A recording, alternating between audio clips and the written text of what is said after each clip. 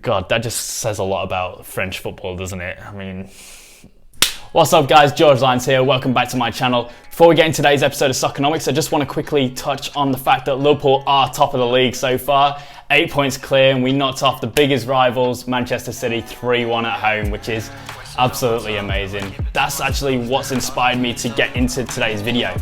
What we're looking at is the top 10 overachievers in Europe at the moment. What I mean by that doesn't mean by the size of the club or the caliber of players that are at the club. It purely means based on statistics, who are doing better than they really should be. Yeah, it's gonna be a great episode, so if you're interested, keep watching. But if I make a choice, it's always I can change, even if my voice is strangled, it's a habit. So what do I mean by overachieving? Pretty much we're gonna be looking into three main statistics when it comes to football. That is expected goals against, and expected points to be picked up over those games.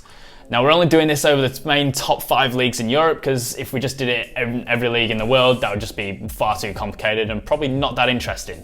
Now you're probably thinking right now, George, what on earth is expected goals? Expected goals is essentially a predictive model used to assess every goal scoring opportunity and the likelihood of actually scoring that chance. Now that comes as a probability, and that probability is affected by event-based variables. The higher the expected goals, with 1 being maximum and 0 being the minimum, the higher the probability of scoring. So how do they calculate expected goals? What they do is they actually take lots and lots of data from different games, different chances and different positions, and they find out which of those chances results in a goal. Essentially what this is a tool to find out on average how many goals a team should score from a particular position. What this also does is has a look at how good a particular shooting chance was based on how likely similar chances were in resulting in a goal. And there's lots of different variables when it comes to expected goals. For example, how close you are to the goal. So if you're closer to the goal, the higher the expected goal. Depending on what sort of body part you're using. So if it's a header, then it's a lower expected goal than it was if you're actually having a shot. And also as well, how many people are in between you and the goal. If there's a clear goal, then there's a higher expected chance of scoring than there is if there's 2 defenders in the way. In fact, the only variable that doesn't affect the expected goals, which is kind of silly, is who is actually behind the ball. It doesn't matter whether it's a striker or a defender behind the ball, it matters about the team in general. It's a team expected goals. So yeah, that's expected goals. And basically, expected goals against is almost exactly the same except opposite. I'm not going to go in and try and explain what it is. Essentially, it's the chance of scoring from, well, not scoring, conceding from a particular position and a particular shooting opportunity. Now this system supposedly is meant to take away or eradicate luck in football. It's supposed to talk about a team's performance and how they should perform, as opposed to how things actually perform. But of course, you cannot get rid of luck in football. Nothing is always concrete. And something really important about expected goals, it does not predict results. It is purely a probability. So yeah, pretty long-winded and it's very complicated, but that's basically expected goals down-packed, all right? Now on to the fun part, the top 10 overachieving teams in football so far this season. You know what, I'm gonna get water. All right, so without further ado, let's begin this. Number 10, Torino. After 12 games, Torino are sitting in 11th place with 14 points, which isn't exactly overachieving for a team like Torino in Serie A. Their goals are 15, and their goals against is looking at 17. However, their expected goals is looking at 13.68, and expected goals against is sitting at 19.75. That's a difference of 1.32 goals and 2.75 goals against. Now, if we were looking at expected points, they'd be sitting on 11.91, so less than 12 points. That would put them in 17th place in Serie A. That's essentially relegation standard football. For a team like Torino, they're definitely overachieving, sitting in 11th place right now. Number 9, FC Union Berlin. FC Union Berlin are not actually having a bad season. They're sitting in 11th place so far in the Bundesliga with 13 points, with 13 goals and 17 goals against. Now, expected goals are actually looking at 12.53, which isn't a massive difference. It's only 0.47 change. But their expected goals against is in at 20.65. So they are statistically meant to be conceding more than they are. So if they were to go on the points tally of expected points, they'd be sitting on 10.48 as opposed to 13. That would put them in 11th place in the Bundesliga, which again, that's a 6-point difference. They're essentially playing relegation football. In the Bundesliga, there isn't 20 teams, there's only 18, so they're second bottom. Number 8, Newcastle United. This is probably coming at a shock, especially to those who are Newcastle United fans. So you guys are not doing too bad. You're in 13th position in the Premier League with 15 points, and you've recently been picking up points. I don't know how that's been happening, but you have been winning games. But you've only scored 11 goals, and goals against is sitting at 18. So not all is well there. Expected goals is coming in at 10.01, which is a difference of 0.99. And expected goals against is sitting at 20.23. That's double the expected goals. If Newcastle United were on the expected points, they'd be on 9.54 points, which would put them all the way down into 19th place in the ladder. That's second last in the Premier League. So they're definitely riding the luck at the moment. Number 7, Brest. Before we get into that, that is a ridiculous name for a football team.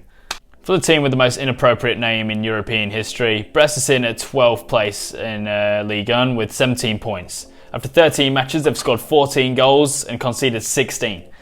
Now their expected goals are sitting at 12.2, and expected goals against is sitting at 20.57. So that's a difference of 1.8 goals and 4.57 when it comes to goals against. So they're definitely riding the luck at the moment. In terms of where they'd be positioned, if they got expected points, they'd be sitting in 20th in the ladder. So they would be essentially 8 points lower. That is awful form. That is relegation form for a team who's just been promoted. Number 6, Freiburg. Now for all you Futurama fans out there, this is definitely the team for you. This is basically Fry and Zoidberg mixed into one team. Anyway. Freiburg at the moment are doing really well in the Bundesliga. They're sitting in 4th place at the moment with 21 points. After 11 matches, they've scored 20 goals and conceded just 12. Now, in terms of their expected goals, though, they've only meant to have scored 14.73 goals and conceded 16.2. In terms of expected goals, that's a difference of 5.27, and expected goals against, that's 4.2. So that's massive margins over there. In terms of if they were to be positioned based on those points, sitting in 12th place. So that is 8th place. That is 8 positions. That is 8 positions from 4th to 12th. That is Champions League football to mid-table, sort of looking at relegation. That is insane right there. So yeah, definitely expect them to drop down the ladder later on in the season. Number 5, Cagliari. Now before I get into this one, guys, just want to point out there that Cagliari are in for some serious karma at the moment. If you don't know what I mean by that, Cagliari are one of the most racist football teams when it comes to, well, races. Yeah, good one, George. Pretty much what I mean by this is their statistics. They really should be dropping down the ladders later on, and they deserve it. After 12 games, Cagliari is sitting in 4th position in Serie A, which is massive for a club like Cagliari. They've got 24 points. They've got 23 goals and 12 goals against them. However, their expected goals is only sitting at 14.45, which is a massive difference. And expected goals against is sitting at 16.6. So in terms of expected goals, that's an 8.55 difference, which is absolutely massive for only 12 games so far. And expected goals against is sitting at 4.6, all right? In terms of expected points, Cagliari should only be on 14.15 points. That would sit them in 13th position in the ladder. That is a 9 place difference, 9 places. So a team that could, again, be essentially competing for Champions League football is essentially playing mid-table, if not lower, football. That is absolutely insane. Karma's going to hit them. Number 4, Marseille. Now looking at this, Marseille is sitting in 2nd place in Ligue 1, which sounds like it's really, really good. But let's be honest, they are a huge distance away from PSG. On 22 points, 13 matches, they've scored 16 goals and they've got 17 goals against them, which that means they've got a negative goal difference in 2nd place. That's absolutely shocking. But yeah, expected goals, they're looking at 13.92, which is a difference of 2.08. And expected goals against is sitting at 17.16. So not a massive difference there, about right, 0.16 difference. But yeah, in terms of expected points, they'll be sitting on 17.04 points, which is going to put them in 10th place in Ligue 1. So that's an 8-point difference. So a team who is essentially challenging for the title in France is a mid-table team form, which is, God, that just says a lot about French football, doesn't it? I mean, number 3, Leicester City. Here we go, Leicester City, absolute underdogs when it comes to the Premier League, and they're at it again. They're sitting in 2nd place in the Premier League, which is a massive achievement at the moment, on 26 points. After 12 games, they've scored 29 goals, which is the most in the Premier League so far this season, absolutely insane, and only 8 goals against. So they've got the best defense in the Premier League as well. Yeah, look, expected goals 15.66, which is a difference of 13.34, which is absolutely insane for only 12 matches in.